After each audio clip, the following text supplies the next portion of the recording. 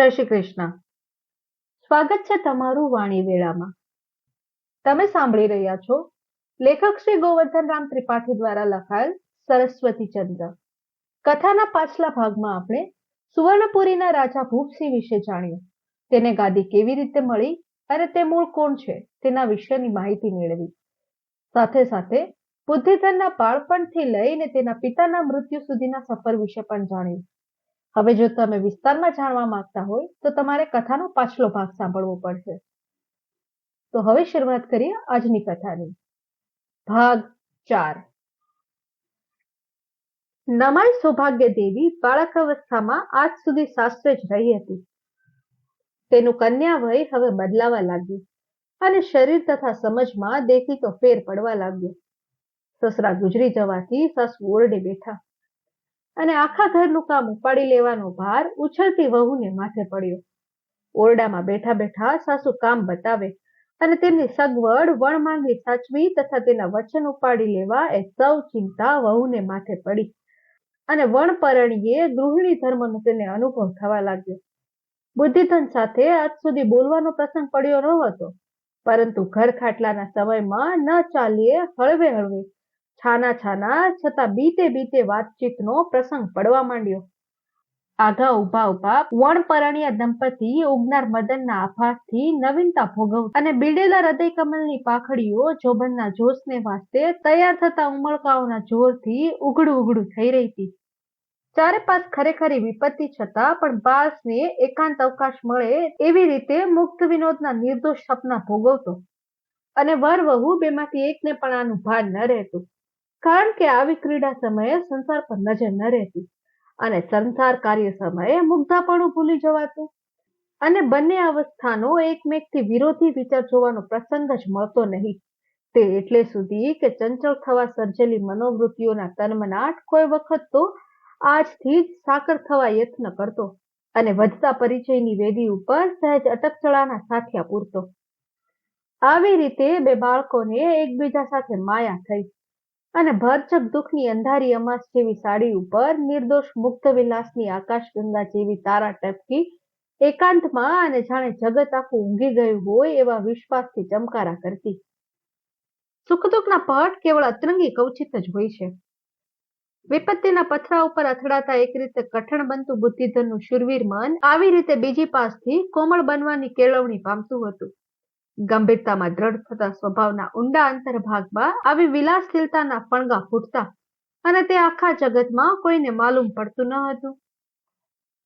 એક દિવસ ઓરડામાં બેઠા બેઠા સાસુ બહુ વાતો કરતા હતા અને ગઈ ગુજરી સંભાળીને નિશ્વાસ મૂકતા હતા. સાસુનું હૈયું ભરાઈ આવ્યું અને બાળકના દેખતા રોવાઈ ન પડાય તો સારું એવા વિચાર કરીને તેને કઈ કામ નિમિષે આઘી મોકલવાની યુક્તિ કરી. વહુ, જરા પાણી લઈ આવશો? સાંભળતા જ કુટુંબ દીપિકા પાણી લેવા ચાલી. ઘરના બીજા ભાગમાં જાય છે અને ગોળામાંથી પાણી ભરે છે. બુદ્ધિધન કઈ વિચારમાં પડ્યો હિંચકા ખાતો હતો. તેને નજર મળતા હિંચકા બંધ કર્યા. સૌભાગ્ય દેવી પાણી ભરતી હતી તેની પાસે એક ટક જોવા લાગ્યો. ઉઘાડા મુખ ને નેત્ર આદિ જોઈને દ્રષ્ટિ ઠારવાની અને ઢકાયેલા પરંતુ છાના ન રહેતા મુગ્ધ અને લલિત અવયવો જોઈ કોઈ કૌતુકમાં મગ્ન થવાની અવસ્થાઓ વચ્ચે આમથી તેમ હિંડોળા ખાવા લાગ્યો. પાણી ભરતા ભરતા સૌભાગ્ય દેવીની પણ સ્વાભાવિક રીતે નજર વર ભણી ગઈ અને બે જણ એકબીજાને કેટલી વાર સુધી જોઈ રહ્યા અને બીજા સર્વ અંતર્બાહ્ય વ્યાપાર સ્તબ્ધ થઈ ગયા. સાસુને પાણી જોઈ છે એ વાત વહુ ભૂલી ગઈ. વહુ ગઈ એટલામાં અશ્રુપાત કરીને ઉભરો કાઢીને સાસુ સાવધાન થયા અને વહુને આવતા વાર કેમ થઈ તે વિચાર થયો તથા રખેને મારા મોં ઉપરથી એ ચેતી ગઈને પોતે રોતી હોય એવો વિચાર કરી વિધવાનો રૂઢિ ધર્મ ભૂલીને ઓરડામાંથી બહાર નીકળીને વહુની પાછળ ચાલી. મારા ઘરનું સૌભાગ્ય, મારા રંકની આશા, મારા વધનાર કુળની દેવી, અમારા દુઃખમાં તારું સુખ છાજશે ખરું? હે પ્રભુ, એમ કહેતી કહેતી નિશ્વાસ નાખે છે. ત્યાં દીકરા વહુની મુક્ત ચેષ્ટા નજરે પડી અને એકદમ પગ પાછો ખેંચ્યો. પરંતુ આપત્તિકાળથી ઘેરાયેલી આ સુભગ દેખાવનું ખરાપણું માની ન શકાયું અને તે ખરાપણું અજમાવા સારું કૌતુકથી રંગમાં ભંગ ન પડે એવી રીતે છુપાઈ રહીને જોવા લાગી, અને તે સૌભાગ્યવતીમાં એના રંગ તરંગો લઈ પામ્યા. અત્યાર સુધી જેનું ઓછું આવતું હતું તે માતા છાતીએ હાથ દઈ ઈશ્વરનો આભાર માનતી સ્નિગ્ધ ભીની આંખ વડે જીવતી હોય એમ વડીલોનો રૂઢિધર્મ ભૂલી પોતાને ન જોવાનું જોઈ રહી. બુદ્ધિધન અને સૌભાગ્ય દેવીનું તારા મૈત્રિક રચાયું હતું. એની સીમા આવી રહી હતી, અને હમણાં એ મને પાણી છાંટશે એવી બીક લાગવાથી બુદ્ધિધન તે રમણીય બીક ખરી પડવાની વાટ જોઈને સજ્જ થયો હતો. પરંતુ તે બીક ખરી ન પડી, અને વધારે જોતા સૌભાગ્ય દેવીની આંખ આંસુથી ભરેલી ભાસી. તે એકદમ ઉઠ્યો, પાણી ભર્યો કળશ દૂર મુકાવીને મુગ્ધ કન્યાનો હાથ ઝાલી, શું થયું, આ શું? એમ પૂછવા લાગ્યો, અને ઉત્તરમાં નીચી દ્રષ્ટિ તથા વધતા ઢુસકા સિવાય બીજું કાંઈ ન મળ્યું. એટલે તેને છાતી સરસી ચાપીને વાહે હાથ ફેરવવા લાગ્યો. તેની માને રૂઢિધર્મ ઓળંગ્યાનું અચિંત્યું ભાન આવ્યું, અને એકદમ પાછી હટી વિચારમાં પડીને ઝડપથી પોતાના ઓરડામાં જઈને બેઠી. ન જોવાનું જોવાયું એમ તેને સ્પષ્ટ લાગ્યું. કઈ નહીં એમ કહીને બાથ છોડાવીને ભાન આવ્યું હોય તેમ સૌભાગ્ય દેવી પાણીનું પાત્ર લઈ એકદમ સાસુ તરફ ચાલી. બુદ્ધિધન સહાચાર્ય અને દિગ્મુઠ બનીને ઊભો રહ્યો. આટલા ભેદભંગનો પ્રસંગ આજ સુધીમાં આ પ્રથમ જ હતો. બંનેને તેનાથી તન્મનમાં નવા વિકારના ચમકારા થતા જણાયા. વિચારમાં પડી ધીમે ધીમે પોતાને ઠેકાણે જઈને બુદ્ધિધને હિંચકા ખાવા પાછા આરંભ્યા. તેની માના મનમાં થયું કે ડાપણનો રસ્તો એ છે કે વરકન્યાને એકદમ પરણાવી દેવા, અને પોતાનું વૈધવ્યનું વર્ષ પૂરું નથી થયું તેનો બાથ ન ગણવો. મનમાં માત્ર જરાક ઓછું આવ્યું, પણ પોતાની નાની વયના દિવસ સંભાળીને ઉદાર ચિત્તમાં ક્ષમા દ્રષ્ટિ ભરી. નાચી ખુંદીને પગ સામું જોવું અને છોકરાને ઢાંકવા એ આર્ય માતાઓની સહજ બુદ્ધિ છે. દેવી કન્યા અવસ્થાની બહાર નીકળવા યોગ્ય થવા છતાં શોકના બાયસથી તેનું લગ્ન કરવું અટકી પડ્યું હતું. પરંતુ આ કૃત્રિમ બાધા ઈશ્વર લીલા આગળ ટકી રહેવાનો નથી, અને કૃત્રિમ લગ્નની વાત અંતઃકરણનું લગ્ન જોશે નહીં એ વાતનું તાત્પર્ય ચકોર માતા તરત સમજી ગઈ. લગ્ન તરત બંધ રાખવાનું બીજું કારણ પણ હતું. પિતાના ક્રિયા ખર્ચમાં બુદ્ધિધન આવ્યો હતો, અને લગ્નના ખર્ચમાં તે વખતે પડવું તે માથે આપત્તિ આણવા જેવું હતું. પરંતુ માતાની પાસે શરમ છોડાય નહીં. લગ્ન પૂરું થયું અને વરકન્યા સાકરગાંઠથી જગતની આંખ આગળ જોડાયા. ઉત્સવ પૂરો થયો, ચોરી છૂટી, સંસારનું મંડાણ થયું અને લેણદારોના મોં જોવાના આવ્યા. આજ સુધી વર્ષાસનમાંથી ઘર ખર્ચ નભતું હતું, પરંતુ લેણદારોને સંતોષવા ક્યાંથી? ઘરમાં હજાર નવી વસ્તુઓની ખપ પડવા લાગી. જમીનની ઉપજ પણ તણાઈ જવા લાગી અને ઉઘરાણી ઘસાતી હતી. ઘરમાં માં કે સ્ત્રી આગળ આ ફિકર દર્શાવી તે તેમને નિર્થક ચિંતામાં નાખવા જેવું હતું. ખોટી પણ ધીરજ બતાવીને ઘરમાં પુરુષપણું જાળવી રાખવાની જરૂર હતી. સ્ત્રીઓમાં બીક ઉપજાવી તે પોતાના પગ કાપવા જેવું અને નવું દુઃખ ઉત્પન્ન કરવા જેવું હતું. સર્વ ચિંતાથી બુદ્ધિધનનું શરીર ઘસાતું ગયું, અને તેના મુખ ઉપર કાંતિ નહીં રહી, શરીર ઉપર લોહી નહીં રહ્યું, અને જુવાનીમાં ઘડ પણ આવ્યું. ઘોર અંધારી રાતમાં એક જ દીવો બળતો હતો.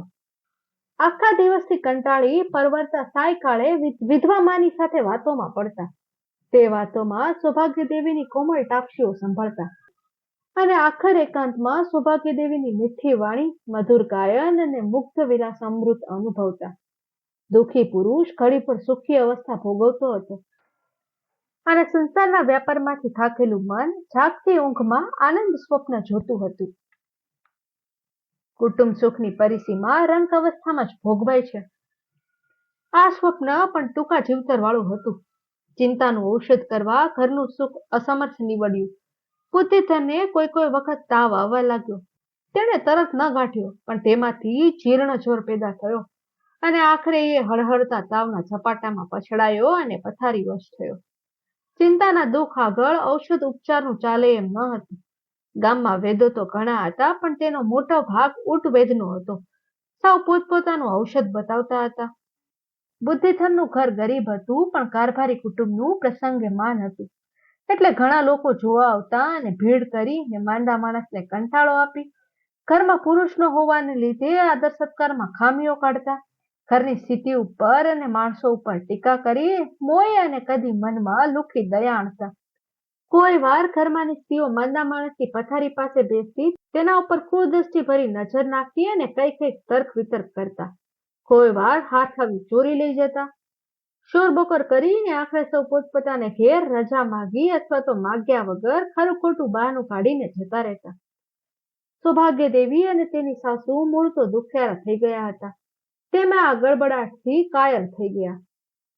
ઔષધમાં કોઈ કામે ન લાગે અને ઘણા લોકો ઔષધ કઈ બતાવે તેમાં ખરું શું તે ન સૂજે.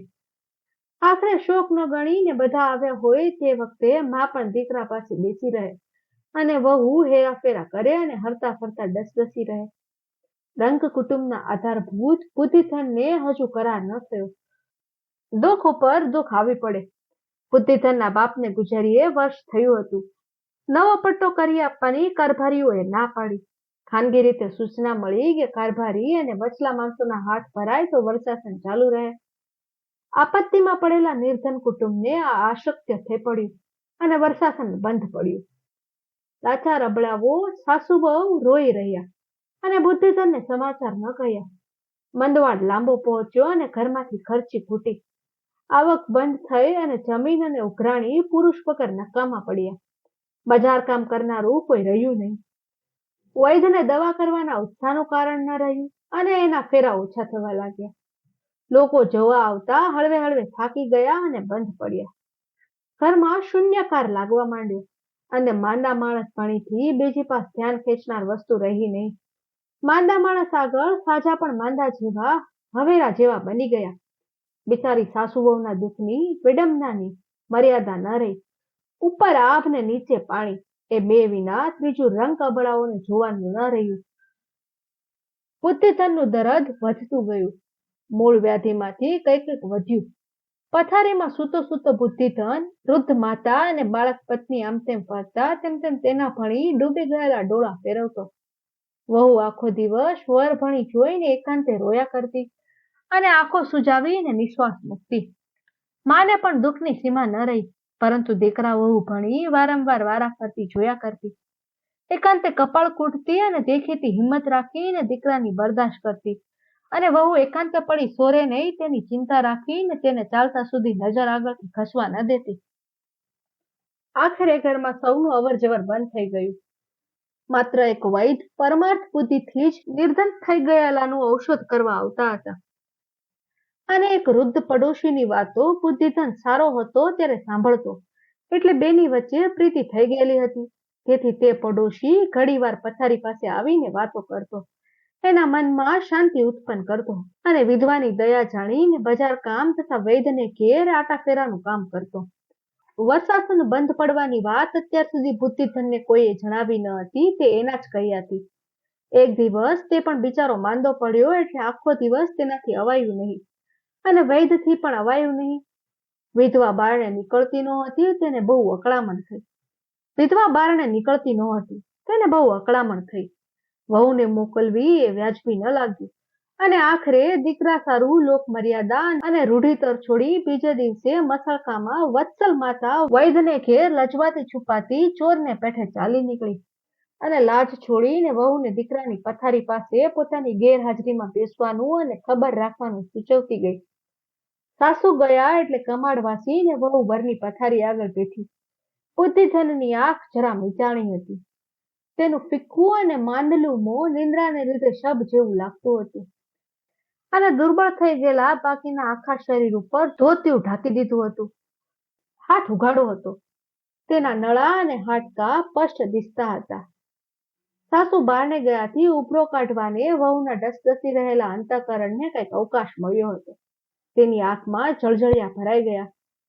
તેમાં પથારી પાસે બેઠી અને પોતાના નોંધારા આધાર સ્નેહીપતિનું આવું શરીર અને મુખ જોતા તેનું કોમળ બાળક હૈયું ભરાઈ આવ્યું. થોડી વાર તો પતિ મુખ સામું માત્ર જોઈ રહી અને વિચારમાં ઝીણે રાગે ગાવા લાગી. દુખી દારા દુનિયામાંય કંથ વિદેશ ગયે, સુખી સમજે શ્રી સંસાર સ્વામી સંગ રહીએ. આ અવસરમાં પ્રીતમ પ્યારા ન્યારા તજી પરદેશ રે, જાવા આવ્યા સિદ્ધ થયા, પણ મનમાં ઉપજે કલેશ. કંઠ વિદેશ ગયા, કંઠ વિદેશ ગયા, કંઠ વિદેશ ગયા. દુઃખના અંધારામાં નબળા મનની આંખ આગળ કઈક અમંગળ તર્ક વિતર્ક ભૂત પેટે ખડા થયા, અને અંતઃકરણ ઉપર મહાજોરથી મારી રાખેલો આગળો કલ્પનાને ધક્કે એકદમ ઉઘડી ગયો. પતિ જાગશે એ ભાન રહ્યું નહીં, અથવા રહેવા છતાં તેને વશ રહી શકી નહીં. કરીને બુદ્ધિધનના પગ આગળ એકદમ માથું પછાડી, તેના પગ બે હાથ વચ્ચે માથા સરસા ચાપી મોકળું મૂકીને મોટે સાદે છાતી ફાટ અનાથ બાળક અબળા રોવા લાગી, અને એના ઉના આંસુના ખળી ન રહેતા પ્રવાહથી પથારી ભીની થઈ ગઈ. બુદ્ધિધન ઓચિંત્યો જાગી ઉઠ્યો. નબળાઈને લીધે ઉઠવાની તેની શક્તિ ઘણા દિવસથી ગઈ હતી. તે કોણ જાણે ક્યાંથી આવી કે ઝડપ લઈને પથારીમાંથી બેઠો થયો, અને લાંબા નાખેલા પગના છેડા આગળથી દુબળા સોટા જેવા હાથ વડે દુઃખી પતિવ્રતાનું માથું ખોળામાં ખેંચી લીધું, અને તે હાડપિંજર જેવી પોતાની છાતી સાથે દબાવવા જોર ન થવાથી વ્યર્થ શ્રમ કરવા લાગ્યા. તેનું બેબાકડું ભય વ્યાકુળ મોં જોઈને દીન બની ગયેલો, પરંતુ ધીર પુરુષ તેના શોકનું કારણ સમજી ગયો, અને સજલ નયન બનીને અમી વગરને મોએ ત્રુટે ગદગદ સ્વરે બોલ્યો, દેવી, આમ શું કરે છે? ધીરજ રાખ. ઈશ્વર અનાથનો બેલી છે. ઈશ્વરને ઠપકો દેતો હોય, ઈશ્વરની ઈચ્છા પોતાને પ્રતિકૂળ થઈ માનતી હોય, એમ કાંઈ પણ બોલ્યા વિના દીન બની ગયેલી માત્ર પતિના સામું ઘેલી જેવી જોઈ રહી. તેને ખભે હાથ નાખી થોડી વાર નીચું જોયું, રોતી રોતી બોલી ઉઠી, હું શું કરું? માતુશ્રીએ તો કરવાનું કર્યું. પલ્લું વેચીને આપણા લગ્નમાં થયેલું દેણું તેમને વાળ્યું. થોડું વધ્યું તેમાંથી ઘરખર્ચ નિભાવે છે. હું ઘણું કહું છું કે મારું પલ્લું વેચી નાખો, પણ ના પાડે છે. શોખ ન ગણીને અત્યારે વેચને ઘેર ગયા છે. હાય હાય, મને તે દેવ છાને ગણ્યું છે. મને પરણવા તમારે દેવું થયું. મારી જાત નખેલી છે. માતુશ્રીને આટલી અડચણ જતા બારણે થઈ મારાથી કામમાં ન અવાયું. તે એ ગયા. એનું કર્યું કોણ કરશે? એનો અવતાર સફળ થયો. હું મોય નકામી. મારું પલુય નકામું તમને ન ખપે. વર્ષાસન તો ગયું તે ગયું, પણ બળ્યું એ પલ્લું. તમારે કામ ન આવે તો મારે પણ કામ ન આવે. મારે શું કામ હતું એનું? એમ કહીને ઝપોઝપ પોતાના ઘરેણા કાઢીને સામી પીઠ ભણી રીસ કરીને જોરથી ફેંકી દીધા. હું તો માત્ર તમારું આવું શરીર ને તમારું મોં જોવાને સર્જી છું. આ નથી જોતું ને મારા નાથ. એમ કહીને વળી ઠૂઠવો મૂક્યો. નરમ બનીને વધારે ખેદ પામી બુદ્ધિધન પત્નીના મુખ સામું લાચાર આંખે જોતો બોલ્યો, દેવી, આમ શું કરે છે? વર્ષાસન ગયું તેની મને ખબર કેમ ન કરી? તું નકામી કેમ? તું તો ઘણી કામ આવે. મારા આધાર. અરી વાલી, અરી દેવી, ધીરજ રાખ. ઈશ્વર અનાથનો બેલી છે. આ ઘરેણા તારા સૌભાગ્યના છે, તેને ફેંકી ન દેવાય. મારું સૌભાગ્ય તમારા વિના બીજે ક્યાં છે? આ ઘરેણા હાથે મારે કાંઈ સગપણ નથી. તમારી મોની તેજી ક્યાં?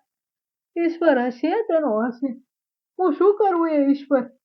તમે સુઈ જાઓ, તમારી નબળાઈ વધશે. અરે અરે, આ વખતે પણ હું તમને દુઃખ દેવાને સર્જી છું. એમ કહીને બે હાથે મોં અને આંખો ઢાંકીને રોઈ લઈને પતિને ચાલીને પાછો સુવડાવ્યો. આમ કેટલોક વખત ગયો એટલામાં બારણું ઉઘડ્યું. ઉતાવળમાં ઘરેણા એમને એમ રહી ગયા. વત્સલ માતા ઘરમાં આવી. તે નિરાશ દેખાતી હતી. તેના મોં ઉપર ઉગ્ર કોપ અને આંખોમાં રતાશ અને પાણી ઢાંક્યા રહેવા અશક્તિમાન લાગતા હતા. તેના ઓઠ ફફડતા હતા અને રુદ્ધ હૈયું ધબકતું હતું. એમાં વળી દીકરો, વહુ અને ઘરેણું એ સૌ નવો તાળ જણાયો, અને પળવારમાં કઈ કઈ ચિંતાઓ અને શંકાઓ તેના અંતઃકરણમાં નવાજૂની થઈ ગઈ. સૂતો સૂતો હળવે હળવે પુત્ર બોલ્યો, માતુશ્રી, ક્યાં ગયા હતા? આજ સુધી વર્ષાસનના સમાચાર મને ન કહ્યા તે ઠીક કર્યું. તમારું મોં કેમ આમ? વર્ષાસનની વાત ઉઘાડી પડી જાણીને થપકા ભરેલી આંખે વહુના સામે જોઈ ઘરેણા ભરી નજર કરીને સાસુ ઊભી રહી. સૌભાગ્ય દેવી ઉઠી અને સાસુને બાજી પડી અને તેની છાતીમાં માથું સમાવી દઈને રોતી રોતી બોલી, માતુશ્રી, માફ કરો, મારું આટલું ઘરેણું તો કામમાં આણો. બારણું વાસીને બે જણ પથારી પાસે બેઠા. બેસતા બેસતા સાસુ બોલી, દેવી, બેટા, તું તો બાળક છે. તારા ઘરેણાને કેમ કામ નહીં લગાડીએ? જરૂર પડશે ત્યારે એમ કરવું પડશે. તારી સમજ કાચી છે. ફિકર ઘરમાં ઈશ્વરે ઘરેણા સદૈવ તારા શરીર ઉપર રાખજો. બેટા, તું આમ રો નહીં. પહેરી લે ઘરેણા. એમ કહીને નિશ્વાસ મૂક્યો. દીકરા, શું કહું ને કેટલું કહું? એમ કહીને લુગડા વડે આંખો લૂછી. વૈદ પરગામ ગયો હતો અને તેની બાયડી મળી તે હલકા સ્વભાવની હતી. વૈદ મફત ઔષધ આપતો હતો તે વાત વૈદાણીથી છાની રાખી હતી, કારણ કે એવા મફતિયા તો ઘણાય આવે અને એનું કામ વૈદ કરે તો વૈદાણીનો જીવ જતો હતો અને ધણી ઉપર રમસ્થાન મચાવી મૂકતી. બુદ્ધિધનની માને આવતી જોઈને મફતિયું ઘરાક જાણી તેને ગાળો દેવા અને ધમકાવવા લાગી અને વૈદનો પતો પણ ન બતાવ્યો. તે કોઈ દયાળુ પાડોશીએ કહ્યું ત્યારે જણાયું કે અચિંત્યું વૈદને પાર જવું પડ્યું છે. નિરાશ બનીને બાઈ પાછી ફરી. પાછા ફરતા વિચાર થયો કે કારભારી મારા પિયરનો સગો છે, તેને માયથી જઈને વર્ષાસનની વાત કરું. કારભારીના ઘરમાં પેસતા તેની દીકરી ઓટલે ઊભી હતી. તેણે ગરીબ બાઈ ઉપર મોં મરડ્યું અને તાળા પાડ્યા. ગરજ ગધેડાને માં કેળાવે. તાળા બાળા જાણે કોઈએ પાડ્યા ન હતું એવું ગણીને બાઈ ઘરમાં પેઠી. કારભારી ચોકમાં ચાકરો વચ્ચે બેઠો બેઠો દાતણ કરતો હતો. બાઈને જોઈને જ તેનું આવવાનું કારણ તે કળી ગયો. આવા ભૂખ ઘરાક પાસેથી કઈ પાકવાનું નથી અને સવારના પોરમાં નકામી માથાકૂટ કરવી પડશે તેવું જાણીને કારભારીએ મોં બગાડ્યું અને ચાકર મારફત કહેવડાવ્યું, હાલ કામદાર કામમાં બેઠા છે, જાઓ, કામ હોય તો દરબારમાં અરજી લખી આપજો. બાઈ બીતી બીતી ઉંબરો ઓળંગતી હતી. તે આ સાંભળી ગઈ અને પાછી વળી. થોડેક ચાલી એટલે એક રાંડેલી પણ શણગારાયેલી બાઈ કારભારીના ઘરમાંથી નીકળી અને થોડેક છટે ગયા પછી દુઃખી વિધવાને પકડી પાડી અને તેની સાથે વાતો કરવા લાગી. તમે વર્ષાસન સારું કારભારીની ઘેર ગયા હશો ને? હા. મારું એક કહ્યું કરો તો તમારું વળે. મારી પાસે લાંચ દેવાના પૈસા નથી. હું તો ગરીબ છું. પૈસાના કરતાંય તમારી પાસે વધારે છે. અચિંતી ચમકી ને બુદ્ધિધનની માં પેલી બાઈ સામું શંકા અને ભય ભરેલી આંખે જોઈ રહી અને બોલી, શું? બેશરમી કુલટા હિંમત રાખીને બોલી, કઈ નહીં. મારી જોડે તમારી વહુને જરીક મોકલજો, હું કામ કરી અપાવીશ. કારભારીના દીકરાને અને મારે હારાહારી છે. તમારા હારાહાટું કહું છું. ગરીબની વહુ સૌની ભાભી. પવિત્ર વિધવાએ દાંત કચકચાડ્યા અને હોઠ પીસ્યા. આખો રાતી થઈ ગઈ, પણ દુષ્ટ રાક્ષસી આગળ મોંનું બળ બતાવવાથી પણ ભયનું કારણ હતું. પવિત્ર કોપ દેખી તો ઢાંકી દીધો. મારે વર્ષાસન નથી જોઈતું કહીને તેના દુષ્ટ પડછાયાની હદ તજીને ચાલવા માંડી. દેશી રજવાડામાં દીકરો ફોજદાર, ભાઈ ન્યાયાધીશ અને બાપ કારીભારી. કોની પાસે કોની ફરિયાદ કરવી? અનાથ અબળા છાની માની ઘેર ચાલી. આ સર્વ સમાચારથી બુદ્ધિધનને મંદવાડામાં દુઃખ થશે જાણીને તેને ન કહેવાનો ઠરાવ કર્યો હતો, પરંતુ તે માના મોં ઉપરથી કળી ગયો કે કંઈક નવા જૂની થઈ છે. તેને સંતોષવાને માત્ર એટલું જ કહ્યું કે જોને, દુઃખીનું તે નસીબે દુઃખી. વૈદ બારગામ ગયા છે. બાકીની વાત આડી અવળી કરી ભૂલાવી અને નબળા મગજ ઉપર તેમ કરવું કઠણ ન કર્યું. સાસુ વહુ હળવે રહીને જોડેના ભાગમાં જઈને બેઠા. વહુનું રોવું રહ્યું નહીં. સાસુ વહુનું માથું ખોળામાં મૂકી બેઠી અને તેવી રીતે સૂતી બાળ વહુ રોતી રોતી ઊંઘી ગઈ અને સ્વપ્નવશ થઈ. વડીલ વિધવા આમ એકલી જેવી થઈ પડી એટલે વિચારમાં ગરકાવ થઈ ગઈ. બેઠી બેઠી એક હાથે વહુને સાંભળતી હતી અને આંખમાંથી ચોધાર આંસુ છાનામાના વણ અટક્યા પડતા હતા. તેને બીજે હાથે વ્યર્થ લૂછ્યા કરતી હતી. એટલામાં વૃદ્ધ પડોશી દયાશંકરે બારણું ઉઘાડ્યું. તેને છાનામાના આવવા વિધવાએ નિશાની કરી. તે પ્રમાણે તે બાના પાછા વાસી આવ્યો અને તેની પાસે બેઠો. એક દિવસ ન અવાયું તેનું કારણ બતાવીને ખબર પૂછવા લાગ્યો. અનાથ બાઈ ગળગળી થઈ ગઈ અને સાદ સંભળાય નહીં તેમ રોઈ પડી. પોતાનું માણસ મળ્યું એટલે દુઃખીના દુઃખના બારણા ઉઘડી જાય છે.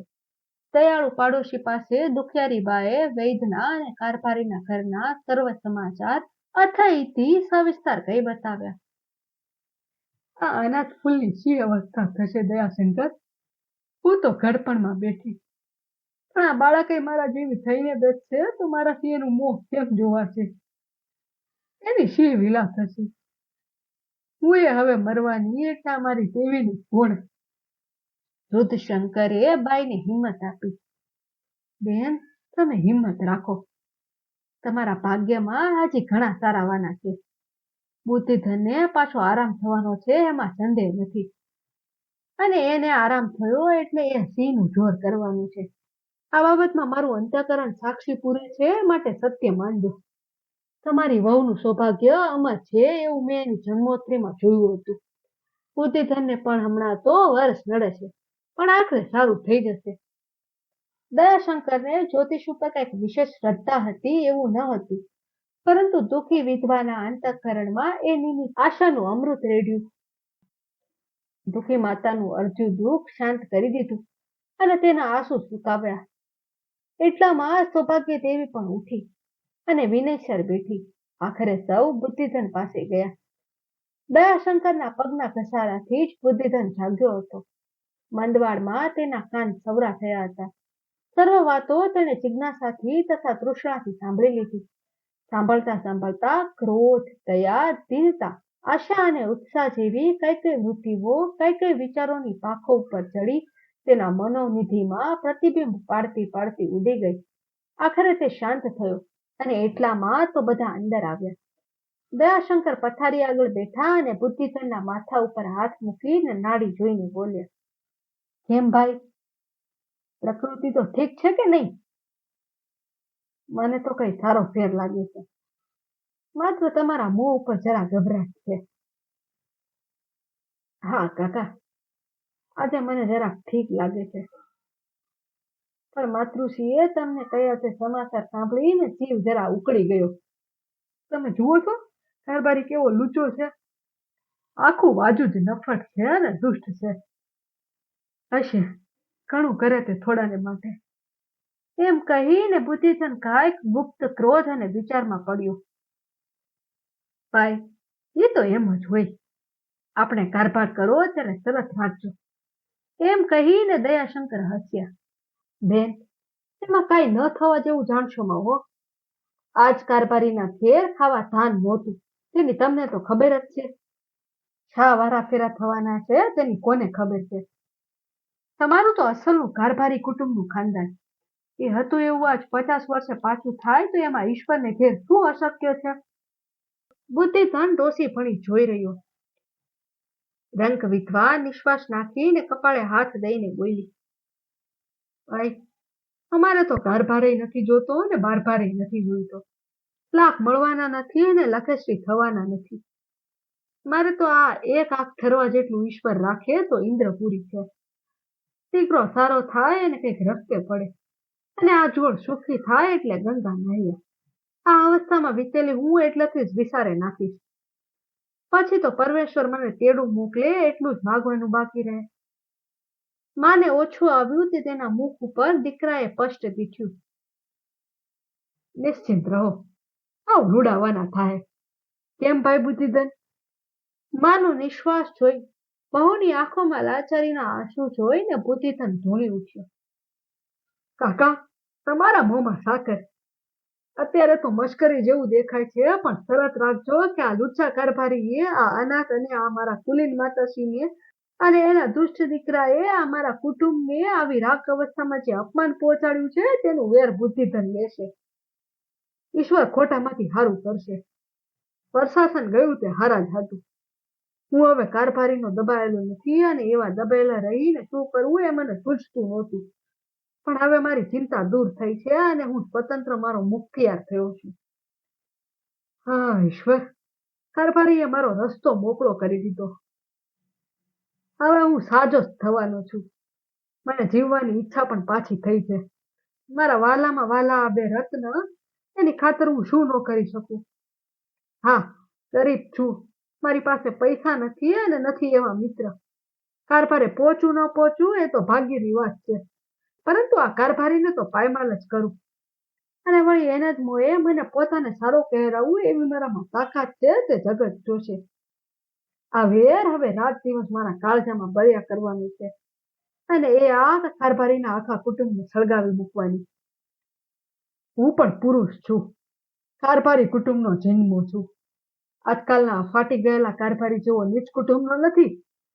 માતુશ્રી, હું તમારી કૂખમાં ઉછેર્યું છું. મેં ચૂડીઓ નથી પહેરી. દાંત પીસતો અને ઓઠ કરડતો, લાંબા હાડકા જેવા એક હાથે છાતી ઠોકતો અને બીજે હાથે મૂછો ખેંચતો, ધ્રુજતો અને પથારીમાં ઘડીએ ઘડીએ ઊંચો નીચો થતો હતો. ઘણું બોલવાથી અને ક્રોધ ચડવાથી માંદો માણસ થાકી ગયો. તેના હાથ પોળા થઈને પથારીમાં બે પાછા પડ્યા અને તેની રાતી થઈ ગયેલી આંખોમાં ડોળા પરિવાર આમ તેમ ફરવા લાગ્યા અને આખરે આવેશમાં ને આવેશમાં તેની આંખો મીચાઈ ગઈ. થોડી વારમાં કારણ બોલવા માંડી અને આ જાગૃત અવસ્થાનું સ્વપ્ન બિલકુલ શાંત થઈ ગયું. માત્ર નિંદ્રામાં પણ તેની ભમર ચડેલી રહી હતી અને ઘડીએ ઘડીએ વાકી ચૂકી થતી હતી. તે ઉપરથી સ્પષ્ટ દિસતું હતું કે નિંદ્રામાં પણ કઈ બળવાન સ્વપ્નમાં તે ધૂંધવાય છે. દિગ્મૂઢ સૌ તેના ભણી જોઈ રહ્યા અને તેનો ઊંઘેલો જોઈને આશ્ચર્ય અને વિચારમાં પડીને સૌ ઉઠ્યા. ઊંઘવા દ્યો એને, એમ કહીને દયાશંકર કેટલીક સૂચનાઓ કરીને ઘેર ગયા. બુદ્ધિધરના શબ્દ ક્રોધ મંદવાડના લવારા ગણાયા, પરંતુ બીજા દિવસથી વૈધ પાછો આવતો થયો. તેના ઔષધનો ગુણ હવે વહેલો લાગવા માંડ્યો અને થોડા દિવસમાં બુદ્ધિધન ઘરમાં હરતો ફરતો થયો. મંદવાડ સમૂળગો ગયો અને નિશાનીમાં માત્ર વેર અને ક્રોધના ઘૂઘવાટને પાછળ મૂકતો ગયો. મધ્યરાત્રિએ ઉત્પાત સૂચક ધૂમકેતુ આકાશમાં ઘણા દિવસ સુધી દેખાયા કરે તેમ એકાંતમાં પણ આ ક્રોધથી ચડેલી ભ્રકુટી હંમેશા બુદ્ધિધનને કપાળે ચડી આવતી અને તે કારભારીનો નિશ્ચય વિનાશ સૂચવતી હતી. હવે કથામાં આગળ શું થાય છે તે જાણવા માટે તમારે આગળના એપિસોડની રાહ જોવી પડશે. અને જ્યાં સુધી અમે આગળનો એપિસોડ લઈને આવીએ ત્યાં સુધી વાણીવેળા ઉપર અમારી અન્ય કથાઓ સાંભળતા રહો. ફરી મળીશું આવતા એપિસોડમાં. ત્યાં સુધી બધાને જય શ્રી કૃષ્ણ.